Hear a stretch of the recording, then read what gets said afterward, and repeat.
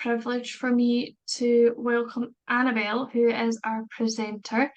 Let me just spotlight Annabelle so you can all see her, who is going to share a presentation on life at number 27, how we do it and why.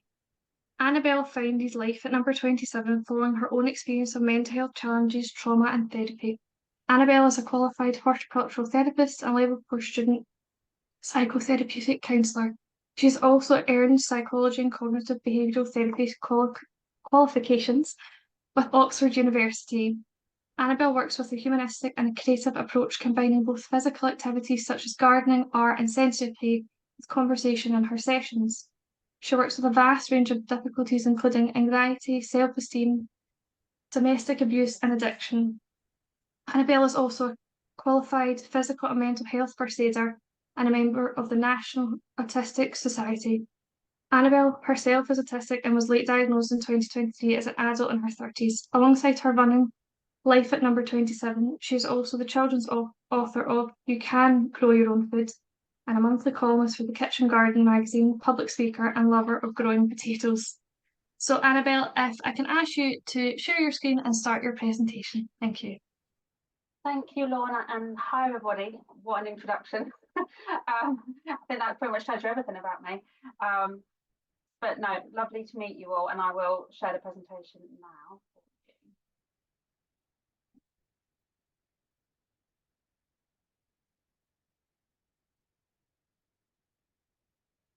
So hopefully you can all see that. So as I said, this is, as Lorna said very kindly, this is going to be sort of a whistle-stop tour into Life at number 27, who we are, what we do, a little bit about me, why we do it the way we do it, and then I'll give you an opportunity to ask any sort of questions. So just in a nutshell, we're based across England and Wales. So just so you've got an idea of where we are. But as Lorna said, so I'm the founder and director, but also the therapist within Life at number 27, and we've been going since 2019. So that's the main thing of what we do. And as I said, I'm a writer, speaker, author, you name it, anything that's to do with gardening and psychotherapy, I'm there and I love it. It's basically me in a nutshell. So what we do, I'll go into what we do really across the board and try and do it as in depth as possible over the 45 minutes in terms of our work. But as a main nutshell, we work with other partners, so we're always open to partnership working, and we work a lot with Mind, a lot with the NHS, so a lot of social prescribing here in the UK. And then in 2023, the Prince and Princess of Wales announced their partnership with Life at number 27. So that's been going for, it was a year ago actually, last week they announced that partnership, so we've got their support to expand and deliver our service. So just to give you a snapshot of what we do. So I've tried to incorporate some pictures because PowerPoint isn't always our favourite thing. So this site you can see is our site in Wales. And I've also got a picture of one of our other sites in England, but this one is the one that's just up the road from me. And as you can see, this is a tiered raised bed garden where people can work at all levels. So in what we do in a nutshell, so with adults, we work with adults and children from the age of 5 years old upwards. So a vast range of services and needs. But focusing on adults first, going to try and split it between adults and children. Across all the sites, we offer one-to-one sessions, group sessions, which are always a year long, and workshops and events for sort of everybody to attend, whether they're people that already attend our services or the wider community, to help with just engaging and getting to know how to garden, ideas for gardening for their well-being, and lots of other different sort of just open days and plant sales. But all our therapy allotments and gardens are bespoke built sites. So the ones that you've just seen and the ones I'll show you later, we've built from pretty much scratch. So having an empty plot of land to scratching my head a lot and trying to work out the best way to build it so that it suits the needs of the people, especially in that area. So in terms of who we support, it started with it's originally it was an early intervention space, and it still is, but sometimes we expand into beyond early intervention, because you may know, depending on where you are, that a lot of people don't seek help until they're past the early intervention stage. So it depends on where they come through. But ideally we'd work with somebody at that early intervention where they're noticing just something's not quite right. As I said, sometimes it's much further down the line than that in terms of their struggles, but it's predominantly mild to moderate mental ill health, covering from stress and anxiety, depression, low confidence, low self-esteem. It can go into, as Lorna touched on in the introduction, into domestic abuse, addiction. We've used it in bereavement, PTSD. So there's a lot of breadth of what we do. Sometimes, as I said, we will work with more what's classed as severe mental health, but normally we'll do that and make sure it's combined with other support services. So there's a wraparound service there. But in terms of the adult stuff, as I've said, it's more of an early intervention space that's accessible via social prescribing referrals. So that's GP doctor referrals, social worker or psychotherapy referrals. And we do also accept self-referrals initially as an initial request, but we always follow up with another professional referral afterwards. But a lot of the time we help clients seek that because they sometimes don't have that relationship with the GP where they feel comfortable to do that. So sometimes we'll be the middle person and facilitate that conversation and help them get that referral so they can start with us. So that's in a nutshell our adult programs. So what I'll do next is go through the children's. Actually, what I'll do, I'm gonna jump because this makes more sense actually. So to go into, this is the other site. So this is our site in Northampton, which, as you can tell, looks very different. It's sort of very much where I can find land, I will build a site. So it all depends on what land I can find and that I can use. But this site, as I said, is in Northampton, and it gives you a real idea of what we offer to people, which for adults on the group program, which I suppose is our main offering for adults, is they have their own mini allotment plots. So as you can see here, there's a number of different plots on the left-hand side, might be on your left-hand side. Each plot is roughly around 4.5 meters by 2.5 meters in size. So they each get one of those plots for a year. They can pick which one unless there's one left. And that's theirs to learn to grow whatever they want. My rule sort of is, I don't care what you grow as long as you give it a go and you don't use chemicals. That's the one policy we have. Anything else is sort of free reign. And they can come to group sessions with our qualified counsellor, who's also trained to teach them how to grow their own food. So they're sort of double skilled.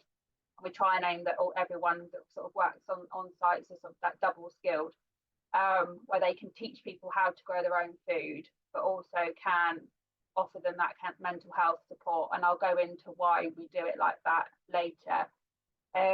But we work with the right mixture of, as I said, different needs, but also different reasons for coming. So some people come or choose our service, I guess, over other services because they might have tried your standard talking therapies, talking in a room with a counsellor, and it's not worked for them. They struggle to open up or to share, or just feel constricted in that environment or more stress.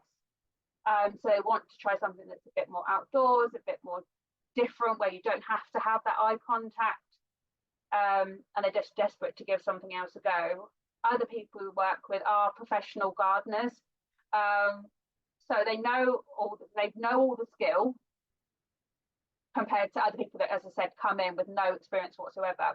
They come in totally experienced, but they're there for a very different reason. In terms of, as you find, like a lot of professional gardeners, their job is very isolated, so they've then been signed off work or unable to work. So they come to us to just socialize, meet new people, but also get that support And sometimes it's to share skills, which is massive benefit for them in terms of improving their confidence and their self-esteem if they can share that knowledge. Or it's learning a different type of gardening, because they might be a professional gardener but more on ornamental planting and not in food growing, and we're all about food growing, so it's an opportunity to still expand their skill set and learn. So as I said, we're open to pretty much everybody and anybody, if we can support them within our limits. So a nutshell of how it works, I've gone through a bit of it, but just in terms of a bit more depth with adults, is so they have a referral form, which I'm more than happy to share with anyone if anyone's interested in seeing what it looks like. So we'll give them the referral form, or they might get a referral form from the doctor. That's then signed by the doctor, but it's very much your general information that you might see in terms of medical information, name, doctor's details, those sorts of, just to get an initial snapshot of who that person is and where they're from. Then we arrange a site visit, so whichever site they're at, we just arrange a one-to-one site visit so they can just have a look around, see what they think, engage us there, and just keep it a really gentle process as much as we can, because we know the fact that they, even just turning up for many people is terrifying, so we try and make it as gentle as we can. The next session after that, if they decide they want to go ahead, is we book a one-to-one assessment with them. So even if they want to do the group sessions, which are free for a year, and I said, so they don't cost anything for the clients. Other services do, but the group sessions are totally free for that year period. They are given a free one-to-one assessment before they start, so that's with a BACP registered counsellor. So if you don't know what, in case you don't know what BACP is, it's the British Association of Counselling and Psychotherapy. And with them, we go through an assessment process. So in case you may or may not be interested in that process, but I think some of you will be, because I know if I was on the other side, I'd definitely be fascinated in just how other people do it. So we use a Core 10 assessment form, which you may or may not have heard of, but it's one that's used in the UK a lot within the NHS and is recognised a lot when it comes to birth funding, and just measuring. So we've taken on using that. I'll be honest with you, because I feel like this is an environment where I can share with you, I'm not the biggest fan of assessment forms. They don't sit well with me in terms of, just for many different reasons, in terms of getting an idea of a person, but they are very important for capturing just that initial snapshot of where somebody is, and being able to track their progress for funding especially, but also just our learning. So they use the Core 10 form, and then we also use our own assessment sheet and a goal setting sheet, which I'm happy to share with you, but it's all around really just getting a really good snapshot of where that person is in terms of their mental health, their risk, but also just how they're sleeping is, how happy they are, how much they're engaging with other people, and really what they want to get out of it. And for so many people, the goal is totally different. So it's never a one size fits all. There's normally a general goal of to improve their mental health, but that's as sort of outside of that, it goes very, very different. After that, if we're both, we have a discussion, if we think it's a good idea and the client also thinks it's a good idea, then we go ahead and they can pick their allotment plot, and that's theirs then for the year. As I said, they can come during the session times, which are weekly, so we normally do 2 sessions a week, at different times, and they can come to those, but they can also access their plot any other time, as long as the main gates are open. They can access that space and use the plot as much as they want, but also use the communal gardens. Just to, they want to garden, they can garden, or actually they just want a safe space outside, they can come and sit down. And that's what we found with a lot of some of our clients actually, is that they maybe don't even feel safe at home, or they don't feel safe just out and about, but they know they can come there and that's a safe space just to be in the garden. So that's really important to me, that it is a bit more accessible just outside of those session times, because one thing I've learned from my own experience is you can't pick and choose when you're in a crisis, or when you need to be able to get to somewhere where you feel safe. So obviously we can't be open 24/7, but as much as we can, we have the garden open. Especially we don't have a counsellor there all the time, they're only there for the sessions. It does mean they've got access to the safe space outside that they can go to and utilize to help themselves, ground themselves. So we do that. And then in terms of other assessments is we do sort of a quarterly assessment. So 4 times a year, our counsellor will then redo the core 10 form, the assessment form, the goal setting form, just to check in and see where they're at. See how they're finding things, check in. But as I said, they work with them every single week. So every week there's always that little bit of an assessment going on and just getting that understanding. But we do the official quarterly assessments. And then at the end of the year, and so the reason, just as a snapshot, is the reason why we give them a full year, because I know many programs are a lot shorter than that, and some might be a bit more open-ended.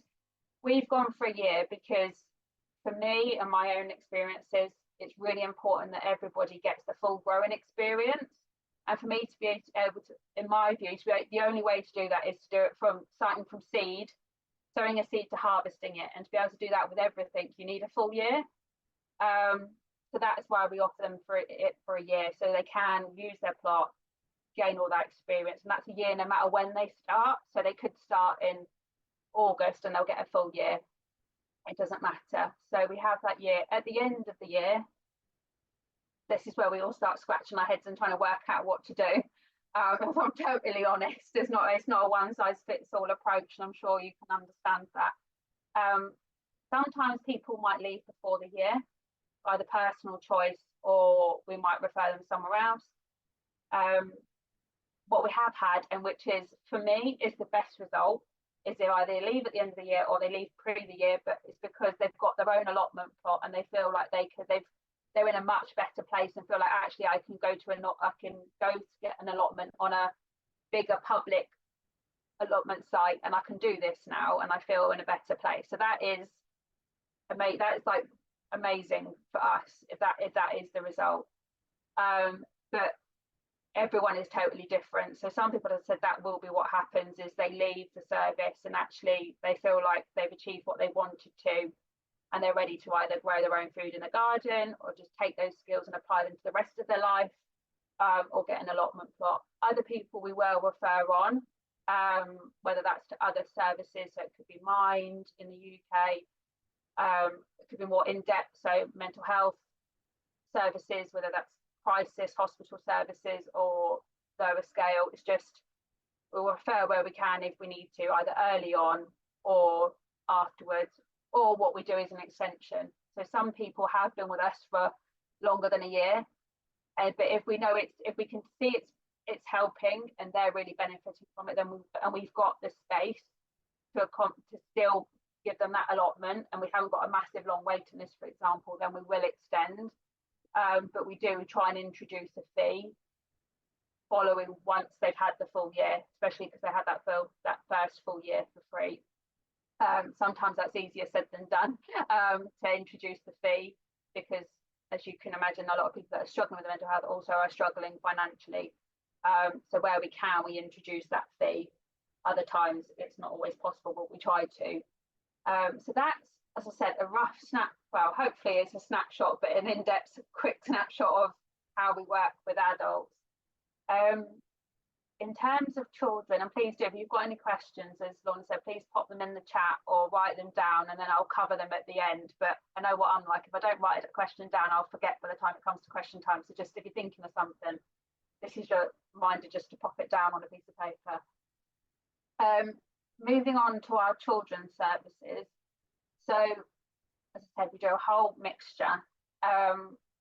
We do after school clubs, and that's for primary school age children, so from 5 upwards. We also do that's on our therapy sites. That's where we're based. Then we also offer one-to-one intervention programs and group programs, but they're within a school setting. So we will take over a school's garden allotment space, or we will create one depending on the school. Some schools here in the UK have already got incredible growing spaces that are sometimes quite overrun, but they're there. Other schools don't have anything, they might just have a little bit of a patio. So we'll come in and transform that space into a suitable growing space. and then offer these programs. So we have, as I said, the one-to-one intervention. That's really used for either children are high risk in terms of their mental health, they're at risk of exclusion or they have been excluded, so they only come into school for our sessions, and that's a way to try and introduce them back into school and get them back into education, because they can't be in, the school have decided they can't be in with everybody else in a classroom setting, so we're that step to trying to get them back in. Or it might be we're the step to stop them being excluded, so they come to us in the hope that then they can go back into mainstream classes. Or it might just be it's an individual that actually works a lot better on a one-to-one basis. And I can know me as a child, I definitely would have worked on a one-to-one basis a lot better than if you put me in a group. So it just depends on the individual and their needs. But then we also offer the group wellbeing programs. So they're a maximum of 6 students, because there's only a certain amount we can do in one session. And so it's trying to manage safeguarding and support everyone as much as we can. And they're normally for 6 to 8 weeks long, but are flexible depending on the school's term dates and requirements. And they can be a mixture. So they are primary and secondary schools. The interesting thing you might to know, well, people thought I was mad, but when in 2019, when I set up the organisation, the first group I started working with was teenage girls. Most people start either with small children or adults, and say, like, why on earth would you go for the most challenging first? And I know what I was like as a 14-year-old teenager. So, but for me, actually, I truly believe that if you can help somebody at that teenage age where it's so difficult, and you can have just a positive input into their life, you can have a massive difference going forward. So for me, whilst it wasn't necessarily the choice, that was where I ended up first. And so that's where we still strongly fit. And there usually is a gap in services between, especially in gardening, between children, and then it jumps to adults, and there is a gap for secondary. So that was really important to me that we do secondary schools. So the challenge you might find with secondary schools, and you might be thinking, is how on earth do you introduce gardening to secondary school age children? Some children are interested in it, some children couldn't care less, to be totally honest. So it's how can we introduce it? And the lip balm I put there is just as an idea of what we do. So some teenagers, they'll do weeding, and you can see there's a group of girls there weeding. Other times I have to rack my brain and think, actually, okay, what can I do that's going to really connect with these individuals? I've got to go to them, and that's truly my belief, is that for me to be able to work with a child and to help them, I need to go to where they are and meet them at their level in terms of psychologically, and not just say, right, here's a thing, we're doing it, that's that. Sometimes we do, like with the weeding, but other times we look at making their own lip balms. So we do lip balm making, but using natural products, natural plants, materials, or we'll look at making body scrubs or fragrance sprays, but that are all natural. So they still have to learn about the plants and learn about the medicinal properties of the plants, but it's in a way that's more relatable and is a bit more interesting for some young girls and young adults, because they can connect with that a bit more. They're interested in beauty, they're interested in lip balms and body scrubs. So that's a good way sometimes we find to get them introduced to it. And just as a snapshot in terms of an idea of what we do in terms of activities. So with that weeding, and I just want to give you a case study really, because I could go through so many different scenarios on what we do when. So I think it was that day. So that was back in 2019, but it stayed stuck in my memory. So that day we had one of the individuals, there's more than those pictures in the photos, but one of those individuals, I said, okay, we're going to do some weeding. And one individual was not up for this idea at all, and basically told me where to go in terms that I won't ever repeat on a seminar or a talk. And I said, okay, that's absolutely fine if you want to, but you need to be out in this space. But if you don't want to take part, that's absolutely fine. So the others started weeding, I started weeding, and we started trying to clear that garden space that you can see to try and transform it into a really beautiful growing space. Eventually, I left that individual to it, and eventually she turned around to me and she went, "Do you know what?" And I said, "What?" And she went, "I'm just going to think of all the people I hate." And you've never seen a teenage girl weed so fast. We've never seen any human weed so fast in their life. And in that moment, I just high-fived her and said, "You've got it, go." And she just carried on weeding but de-stressing. So especially at that age, so a lot of the children I was working with in that sort of at that time were teenagers that were struggling, but there was also interlinked self-harm, eating disorders. So to have a way to release that frustration and that just stress, but in a safe, healthy way through the weeds was really helpful for her in that moment, especially because you can put all the frustration. So I was saying to her, like, think about all the weeds as different things that are frustrating you. Then use all your strength to pull them out. And some will be harder than others to pull out because certain stresses are harder than others for us to deal with. But once you have that strength to remove them and that patience, then you can create clear space in the ground, like practically, but also mentally in your mind for new opportunities, new thoughts, new people, new ways of managing things. So that was a massive step for her. And within about 5 minutes after she'd started, you saw a 14-year-old child who was at risk of exclusion because they'd been seen as very challenging, very disruptive, couldn't be in a classroom, very naughty, all these words that frustrate me, to be honest, to a 14-year-old girl who was suddenly playing with other children that would normally be scared of her, naming worms and collecting them and putting them in little families and houses. And that shows, it's one of the stories that just captures my heart and shows me the beauty and drives me every day, really, because it shows what you can do with gardening and just being in connecting with an individual. So that is a sort of a story that I wasn't planning on sharing, but I really wanted to just share with it then because I saw the picture and it reminded me. So yeah, so that's what we do. We do school programs, they're weekly reporting. So they're slightly different because they do come through to school. The school will allocate, will choose the individuals that come on the program. They're normally already getting maybe additional support. They might be already with CAMS here in the UK, which is Child and Adolescent Mental Health Services. And so they're already highlighted. So they will choose the children that are on that group. And then we will then do, as I said, weekly reporting after every session. So it's normally 2 hours once a week. And then I follow up with a report and send that to the school and also any other support people that they've got at that time. And then at the end, we do a final assessment and a review and a big certificate celebration. So they always achieve something at the end of what they've done. So that's an absolute passion of mine, is the children's programs. And that's roughly, a snapshot of what we do with them.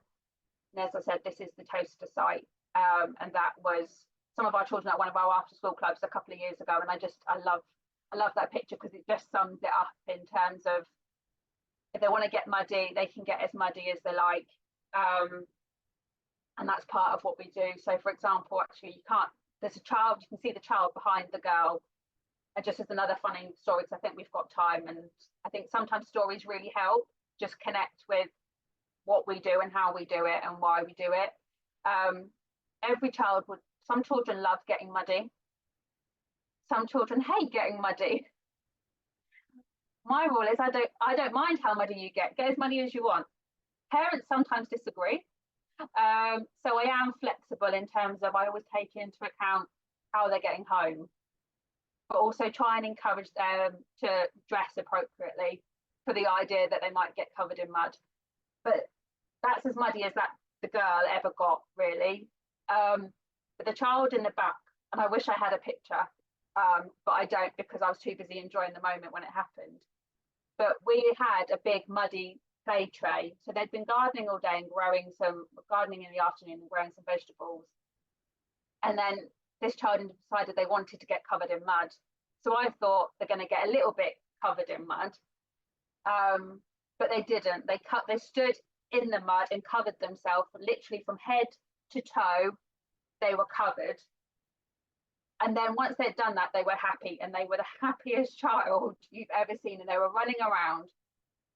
And they'll be honest, there was part of me that was like getting a bit anxious about the mum. Well, I knew it was a grandparent that picked them up, so I was slightly anxious about them turning up and how they would react. But part of they knew my ethos was, if that's what they want to do, if that's what they need in that moment after they've been at school all day, then that's what they need, and I will offer them that space. So anyway, it happened. I think the grandma was a bit shocked and said, right, okay, we've got to walk home now with you looking like that. But the child didn't care. And then later on that night, I got a message from his mum. And all she did say was thank you, and sent a picture of the bath water. And just said, thank you so much. He had the best time. And for me, that was just, it is one of those things, is if you can just allow a child to be a child and give them that space, especially after they've been in an environment in school where they are pretty much like, they don't have much autonomy or control over what happens. They're in a room. That child definitely was neurodivergent, had a multiple different range of needs. So to have that 1 hour where they could do what they want, connect with how they needed to sensory wise, was massively beneficial. And the mum saw that, and that's huge for me. And yeah, you never think being sent some bath water, some really dirty bath water, would make you feel really happy and think you've done your job well that day. But for me, it did, and it's another one that sort of stays with me. So that's, yeah, roughly what we do in our. Hopefully that gives you an idea of what we do. As I said, any questions, let me know. Now I'm going to go into why we do it the way we do it. So this is going to go, so I'm going to give you a bit of the professional reasons why we do it, and also the personal reasons why we do it the way we do it. So this allotment here that you can see, well, this is an allotment plot. It's 20 meters long by 7.5 meters wide. This was my allotment plot when I got it. When I was at pretty much one of my many rock bottoms, and I was determined to try and give something a go. This was the only allotment plot. So if you're aware, in the UK, we have sort of, normally they're council run allotment plots in towns, and you can pay a certain amount of money a year. So I think mine was like £25 a year, and you get access to an allotment plot within a bigger site. So this site had 120 odd allotments on it. So it's a big site. And I turned up and they said, this is the only one they've got. Luckily, one thing I have always had is stubborn determination, even when I have been at rock bottom. So I took on this plot, and I'm going to show you what it looks like by the time I gave it up. So, and I went into that with no experience whatsoever. So this was in 2015, I took it on. And this plot is also the original number 27. So it gives you an idea of where the name comes from. So this was plot number 27 on 100 odd plots. And that's why I've kept the title. And also clients really like it because it doesn't say what they're doing. They can say they're going to life number 27 and it doesn't really sound like anything. Then they can choose how much they tell.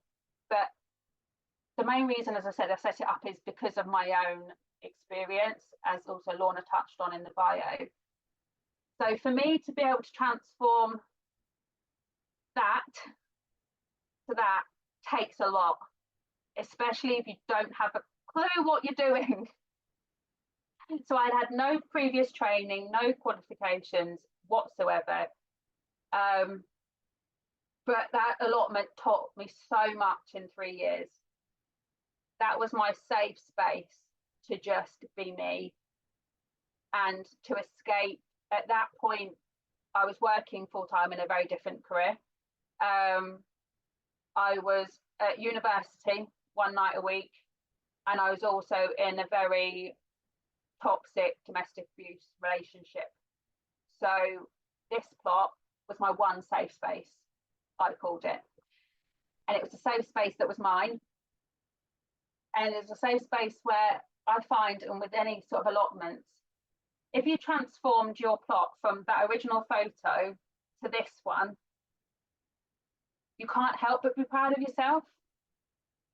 Like, nobody can take it away from you, if that makes sense, in terms of it's physical, it's tangible. There's nothing that can say, well, actually, that happened because of a different reason, or oh, somebody helped me do that, or like, I know I did that. And so for me to be able to say, actually, you know what, I did that, I've achieved that, was massive for my confidence and my self-belief and my self-esteem.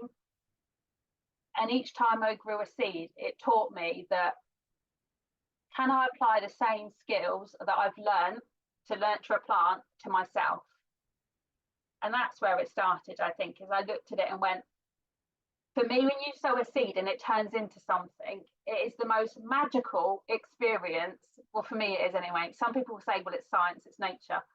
But for me, it's incredible, because it just it's magic. But also it's that thing of, you look at what a seed needs, and it needs time, it needs patience, it needs nurturing in terms of food, water, air to breathe. It needs space to grow in its own space. It needs just minimal disturbance. All things that actually, when you stop and think about it, are things that, and you probably might know already, that's why you're here, but they're all things that we need for us to be able to grow and to feel safe and to be able to thrive. If we're disturbed a lot and moved around without, that's not our choice, we become unsettled and we don't grow. If we're not, don't give ourselves enough time and enough patience and enough love, then we struggle. But if we don't also put ourselves in the right environment, or we're not allowed to be, other people don't allow us to be in the right environment that we need to be in to be able to grow, then we're restricted as well. So that's where I was like, okay, how can I take this theory of what I've learned through a plant and apply it to every other aspect of my life? So how can I leave this abusive relationship that I'm in? How can I build my confidence enough so I can see another way out? How can I get through my university degree and pass? How can I believe in myself? How can I do everything I wanted to do? So the allotment taught me pretty much so much about life and resilience and patience, because nothing ever went right, because it never does with gardening. It never always goes perfectly. So it's sort of personal reasons. But why we combine it with counselling is because for a year of the time I was on this allotment plot, I had private psychotherapy. And I was very lucky to have private psychotherapy, and that was through my old job. And I had that, as I said, for a year, and that was huge as well. They were both equally hugely vital and important. So I remember sitting in with my psychiatrist at the time and saying, I want to set up an organisation that combines the two. And they said, okay, but wait, we need to finish working with you first before you start off going and setting something else up. So anyway, they signed me off a bit later, and then they helped me to get started. So I really found that the counselling and the psychotherapy really helped deal with a lot of the past trauma experiences that I'd been through, which is much vaster than I've ever got time to share in this 45 minutes with you. But helped me deal with a lot of the trauma that I've experienced, a lot of the unknowns that now I look back on, and as Lorna touched on. So I got finally got diagnosed in November last year, it's not that long ago, as autistic and ADHD. But until then, I had no idea. I knew all these struggles, but didn't know what it was. So that helped me just explore that a bit, but it helped me deal a lot with just understanding myself and healing from a lot of what I've been through. And then the allotment helped me do that focus on the future. And it was that practical, tangible thing that was always forward focused. So you can, as soon as you sow a seed, you're automatically thinking 6 months ahead without even realizing. You're already thinking about when it's going to grow, what you're going to eat. And that keeps you motivated and growing. And that's why I always say to people, grow things that you like to eat or you love, because you'll have more of a desire to look after them. So, as I said, the counselling helped me deal with the past stuff.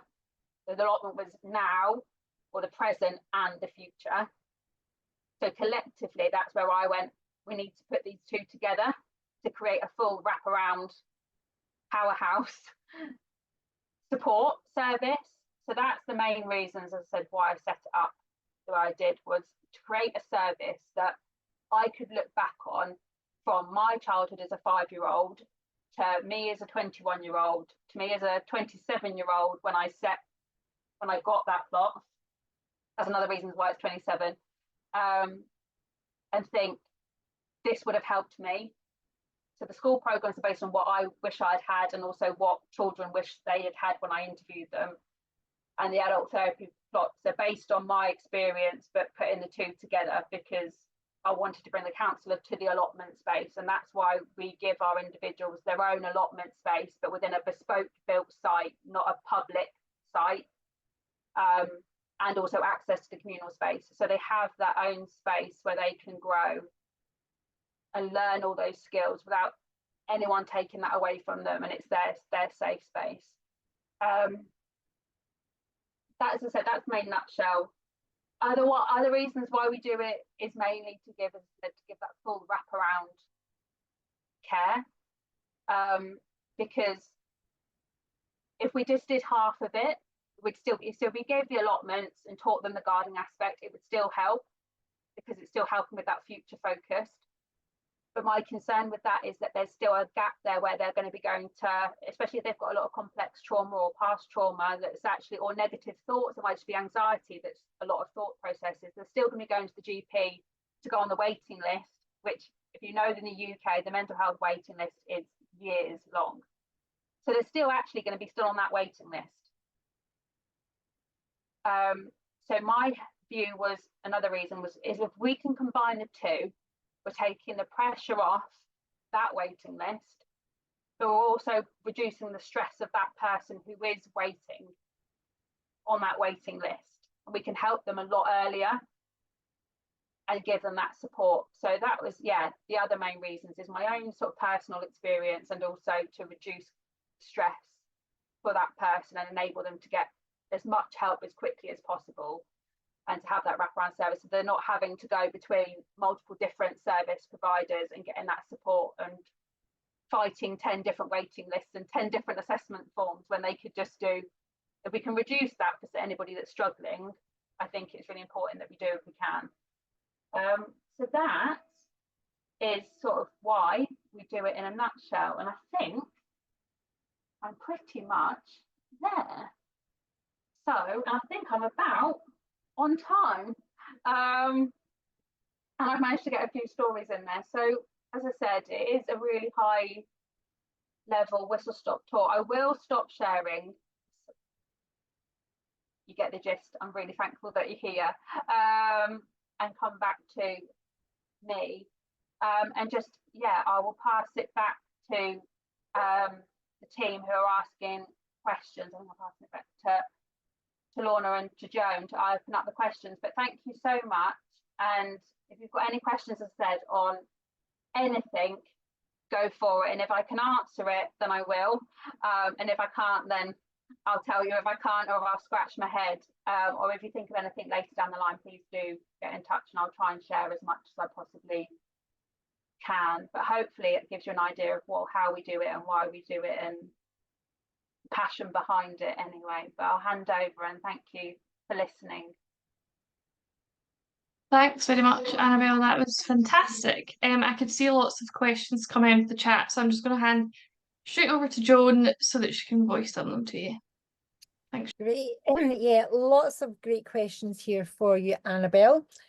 First up was Jenny asking, I think in reference to the adults programs, you mentioned 2 group sessions a week. Does does the counselling take place in the garden, or is that held separately? It's Or within is the that an garden. additional session in the No, garden? so it's within the gardening. So all of our sessions are, so each person will have their own plot. So normally they all could turn up at once for a group session.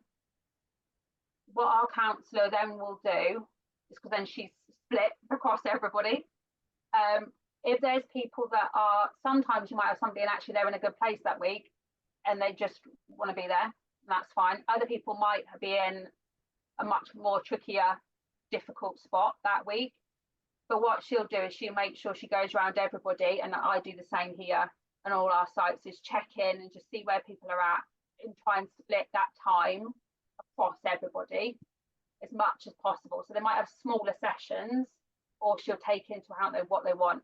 If they need to have more one-to-one dedicated stuff, so what they're bringing up isn't safe or appropriate to bring up in a group environment, then they've got that option to book on to added one-to-one counselling, which is still outside, it's still in the garden. So it's exactly how I gave the scenarios for the weeding and the mud covering, is it's like that, but with talking at the same time as doing it. So it's really tailoring it to what that individual needs at that time. So for example, if they turned up really stressed, I would do a very different, we would offer them a very different activity to what we would offer them if they turned up really angry. Or we really tailor their activity to the mood of that child or that adult. But that's sort of roughly how it works, is we offer them as much as we can within that session and use that group space to support each other as well. And then I'll give them the option for the one-to-ones afterwards as well. But yeah, hopefully that answers. Yeah, no, great, thank you. I guess the next question kind of leads on from that. Lucy has asked, if I just move my little arrow, could the programme still work if clients were attending counselling elsewhere in tandem with your horticultural sessions? That's a really good question. So it depends on multiple factors. So if they're seeing if they're with us and they're also having a private one-to-one counselling, we have to be really cautious, because if you've worked in counselling, you'll know it's trying to make sure they haven't got two people with two different ways of working, complicating things even more for that person. Because you can think actually two counsellors, amazing. Like I could even think like it'd be really helpful because you can take some stuff to that one, some stuff to that one. But actually it can get really complex if you've got different ways of working, different approaches. It can actually become really confusing for the client. So we try and restrict it to just us, unless we think either our counsellor, depending on what site they're on, it's out of their limits of ability. So if they think actually this is out of what I can offer in a group session, or out of what I can offer in a one-to-one and not within my limits. So say they want to talk about domestic abuse, for example, and they have that particular counsellor doesn't feel able to hold that space for that client professionally, then we might say, actually, okay, we'll support you for what we can, but they can also we'll also signpost them to a counsellor who can support them better with that. So it's really dependent on sort of the individual basis and where our counsellors' limits are in terms of what they can offer. But we are very cautious that they're not taking the same things to both counsellors if they are going to do it. And we sort of take it, person by person, really. Yeah, as you said to begin with, it's a one shoe doesn't fit all approach you take. It makes it a lot harder sometimes to make decisions, but I think it's the best way for the clients themselves. Okay, thank you. Okay, I've got another couple of questions in the chat, but Claire has put her hand up. So Claire, would you like to unmute and you can voice your own question, please? Hi there. I'm just wondering, do you just have one member of staff present in the garden during the group sessions? I run a project called the Grow Well project, which is based in Cardiff, and we're a social prescribing project. And we made the decision that we always needed to have two members of staff, because our sites are quite sort of diverse and it's hard to see what's going on with everybody.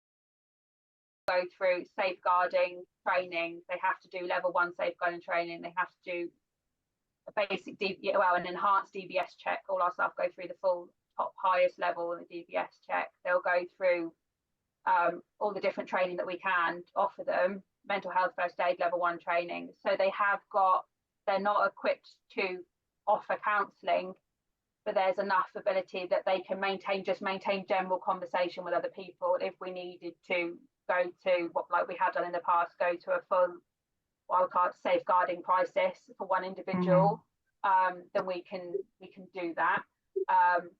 As I'm sure you might understand, like funding is always is the challenge and trying to do it, but we always make sure there's at least the counsellor on site plus volunteers. But some of our sites, they're lucky, they're part of a much bigger, like a community centre and stuff, so there's always potentially other people on site as well, but that might necessarily aren't associated with us, but they're in the vicinity. But yeah, no, I can understand that trying to juggle everything. Our sites are always, they're small enough that you could always see everybody, so there's nowhere they can go, but it's still trying to juggle everybody. If you've got more than one person in crisis, then that's where it all gets a bit more challenging, let's say. Yeah, thank you. That's all right.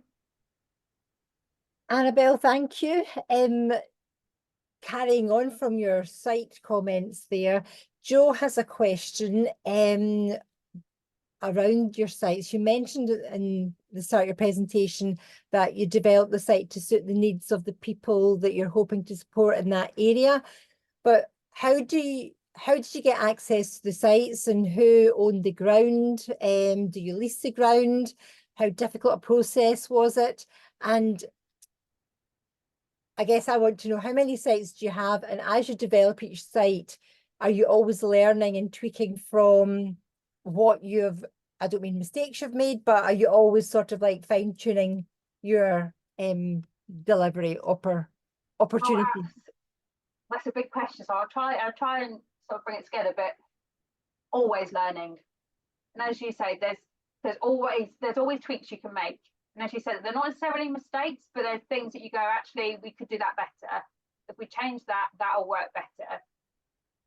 But then you are up against the challenge of trying to make them bespoke for everybody is also really, really challenging, especially when you're up against funding and stuff like that. So the core principle of what we always do is try and make sure we've got allotment plots of growing space. That's the fundamental thing of every single site. That growing space. In terms of how we get the land, it's any way possible. So sometimes it's been, so that one of our sites was this year, it was a big radio appeal because we got kicked off the other site that we were on mid-COVID, middle of the pandemic, and we were the only mental health service open in that area. The owners of that land decided they wanted to build shops on it. That's what we needed in a mental health crisis, and told us to close down. So we did a massive radio appeal, and a new building was being built, and they said, actually, we've got land on the side of that building, and it's a community building. So they said, actually, do you want that land? So we leased that land off them to do what we do. Other sites, so the one right near here is within a country park, and they were very kindly said, actually, this would be amazing to have this within the garden. So that's where we've gone. It's very much, originally when I set it up, I had an idea that it would all be in very similar locations in terms of working with garden centres to utilise space and have that direct connection there. Unfortunately, that's not happened. And I think I came into this with a lot of passion that I still have, but a lot of drive and a lot of, we can do this. And then once you've been in it for a while, you'll come up against hurdle after hurdle and realise this isn't actually as easy as or as ideal as you want it to be, because not everyone's on the same path. So it has been using getting land where we can, and that has been a variety of different spaces, or looking at spaces. I regularly get calls and say, we've got a plot of land here, could you set up another site here? Because they know my aim and my dream is to keep expanding and to have multiple sites across the country where we can refer through. So sometimes I'll go and look at sites, and it's just a check to see how feasible is it, how much funding it's going to take to transform it, whether it's realistic or whether it's not. And sometimes we have to say no to amazing sites just because it's not feasible to transform it. The other thing we always look at is access, and it's making sure it's as close to towns as possible. That's our other big thing, is so they don't need to rely on other transport to get there. So it is walking distance, or they can use public transport. But we found a lot of other places are quite out in the middle of nowhere, which is great in some aspects, but does make it a lot harder for some people to access. And until we can afford to put on like minibus transport and pick up everyone, like this is the best way, is try and make it as accessible. And I suppose for me is remove any, I use the word excuse, but no excuse possible as to why they can't access it, hence why we try and do it free. We try and do it as close to walking distance from town centres.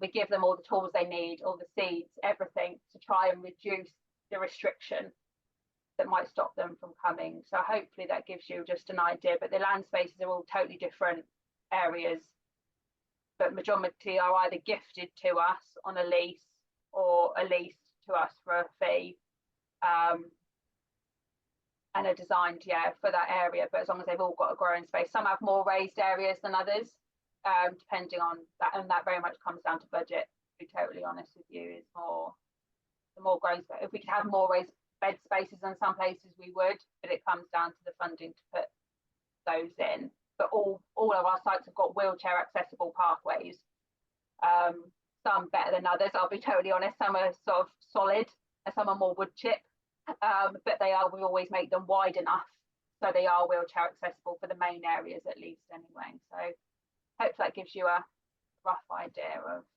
how we operate. But yeah, it's not a one set answer again, unfortunately. Which is good, which is good. Laura, time, because we've got quite a few more questions here. Okay. Is that all right? Just Yeah, keep that's battering on. absolutely Okay. You mentioned funding. Joe, our Joe, who does lots of funding applications for us, would love to know, how do you fund your work? Oh, both of you tell me the answer. I think, do you know what? It's a struggle. I think that's the honest thing. I feel like I'm being very honest in these questions and giving you honest answers that aren't one size fits all. But I feel that's the only way we can be. So, and I think that's where you'll all more relate a lot more, hopefully, instead of, unless you've got this, you've worked out the perfect system. And if you have, please tell me, because I'd love to know it. But I think with funding, it's a mixture of grant applications, which are getting harder. So what we've noticed is, especially in some areas, is that councils are combining areas, but then reducing the pots of money, so that there's more applicants but less money, which then makes it harder. So we have noticed, even over since we started in 2019, the funding is getting harder. But it's a lot of either national lottery, local council funding, applying for different grants where we can, trying to work with social prescribing. But if you saw my talk at the House of Lords, you'll know how difficult it is to get funding through social prescribing. So that's as and where we can get it, working with GPs to get the funding through there. And otherwise it's a lot of it's just plant sales, and those sort of on the ground fundraising events where we can. But they seem to be getting harder as well, because one, we're in a cost of living crisis, so people haven't got the money, but also two, everyone's so torn between other amazing organisations, like who do you pick to choose from? But we just keep digging deep and just doing a lot of that and doing talks. So I do a lot of talks on behalf of the organisation, and that money goes back in. the organisation, different workshops, working with like the RHS and different shows like the sort of Gardeners World Live and stuff like that to try and just raise that awareness. So yeah, it's a bit of a different ways of doing it. And yeah, if people have got money, they can pay towards it, like clients have, then we're more than happy to take it. But it's not a automatic sort of request, because I think we wouldn't have anybody if we gave them a big fee to start off with. But yeah, it's a real, I find, to be honest with you, I find it a real juggle between head and heart. And I'm always torn between my head and my heart, especially because of the reason why I set it up. It makes it even harder to be torn between head and heart, but I'm aware of that. So it's trying to juggle it all. Yeah. I can see Jo nodding her head. Agreement with you there. Pauline, I'm coming to you in 2 seconds. Sally's got a question and she wants to know, what capacity of clients do you have per garden? So it varies. Most of them we have a maximum of 10. Okay. So they're not massive, and they're not massive in terms of people coming, different people coming every day. So I know other people might have 10 different people every day of the week. And Mondays 10 people, Tuesdays 10 different people, Wednesdays 10 different people. We don't do that. It's 10 people. So we are smaller in terms of that support, but I like to think we give it a more wraparound. So we do it smaller, but try and do it as fully as possible. Does that make, yes, it's roughly 10 per site that are group. Some one-to-ones are separate, so they might not have a plot, but they just come to the garden for their one-to-one sessions and go. So they're extra. And after school club, that's extra, but that's 6 children at a time with 2 staff members. So yeah, it varies. It's roughly around that 10 maximum, because we've always got to think about their safeguarding. Okay, thank you. And that's great because you actually answered another question that came into the chat there. So Jinty, I hope that answered your question for you. Pauline, what's your question? Would you like to unmute yourself and ask Annabelle? Oh, can't hear you.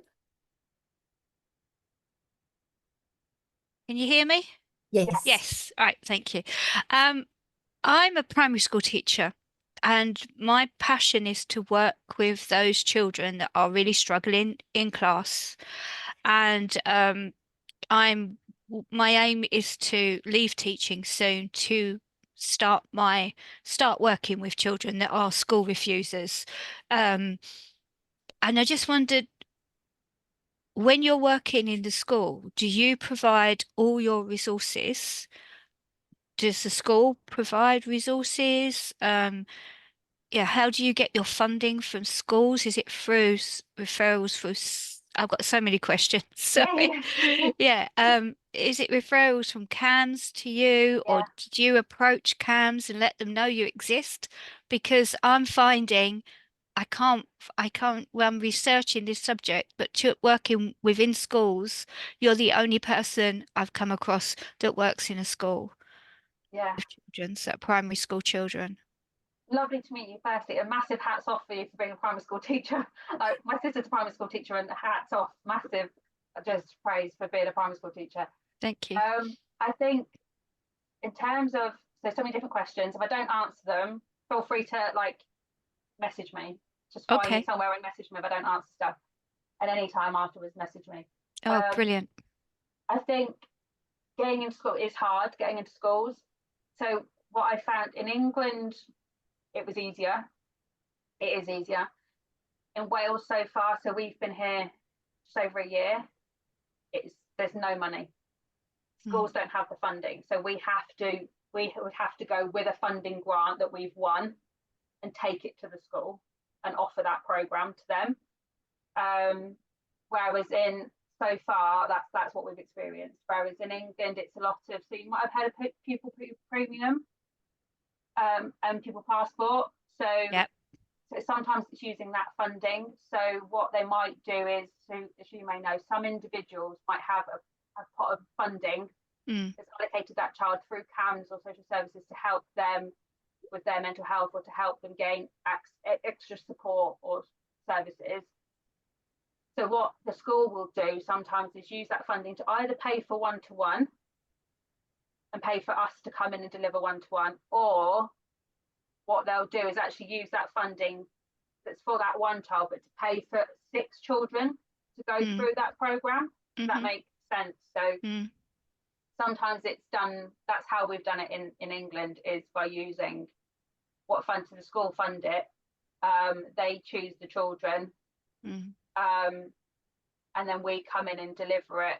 Whereas, in so far in Wales, we found that whenever we've approached a school, they've got no funding whatsoever, and the children there's no allocated funding per children as well. And the ones that we have inquired, that's where they're at.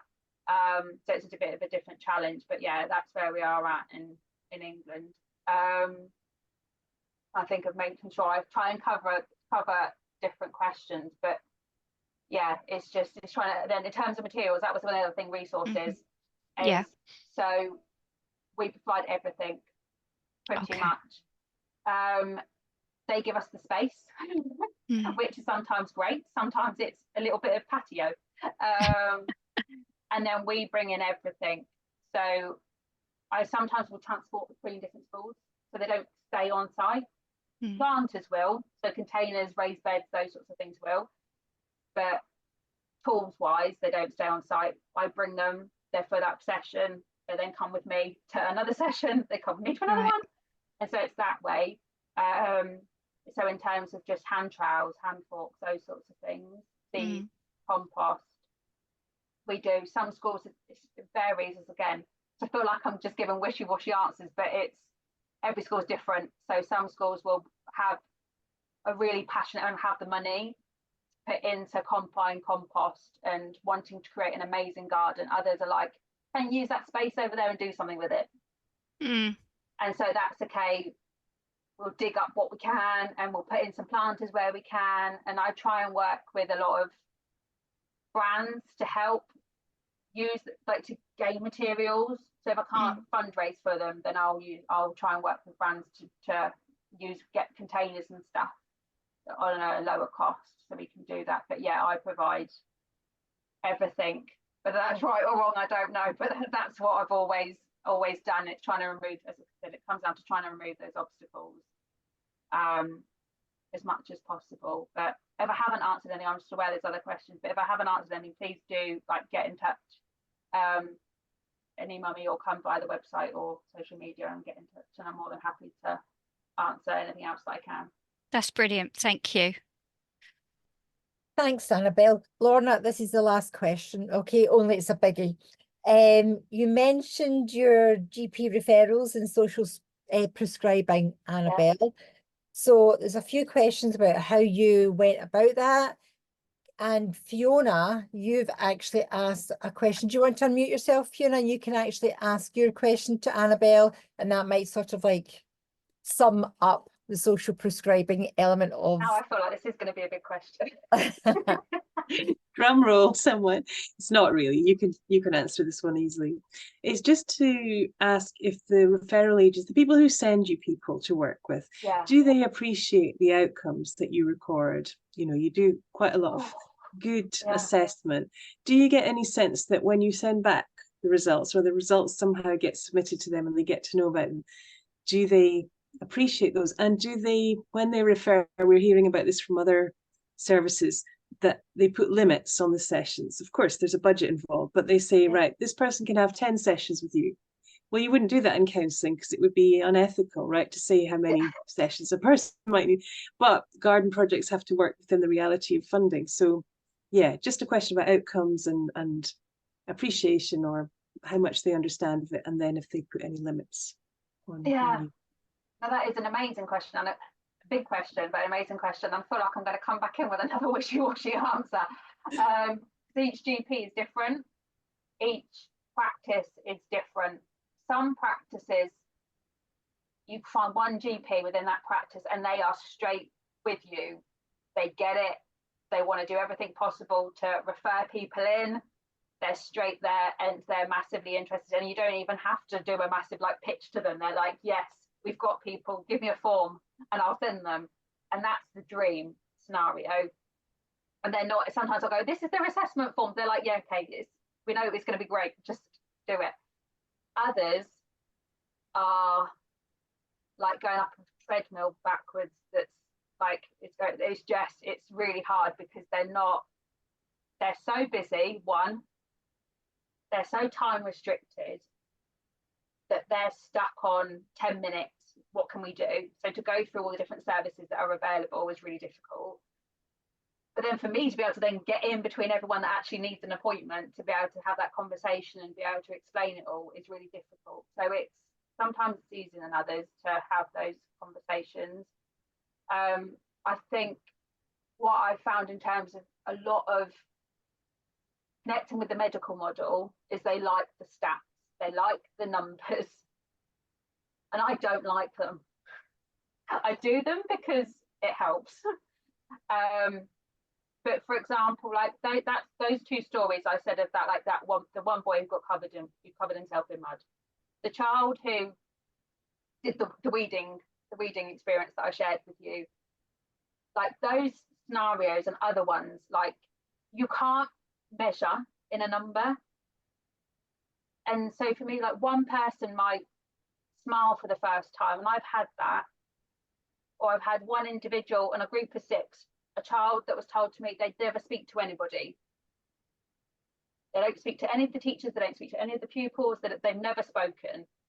So I thought, okay, if I can get them to speak to me by the end of the 8 weeks, that's massive. Even if they just whisper to me in my ear, by the end of our program, they were talking to everybody in that group, even the people that they'd been terrified of beforehand. But that you can't quantify. So, but then they want numbers and they want those straightforward forms. So it is a real, another head and heart torn thing between me wanting to bang my head against a wall and be like, just have the stories as well, but then wanting numbers and trying to justify it. So I think you need both. And I desire for a time when that's appreciated is both.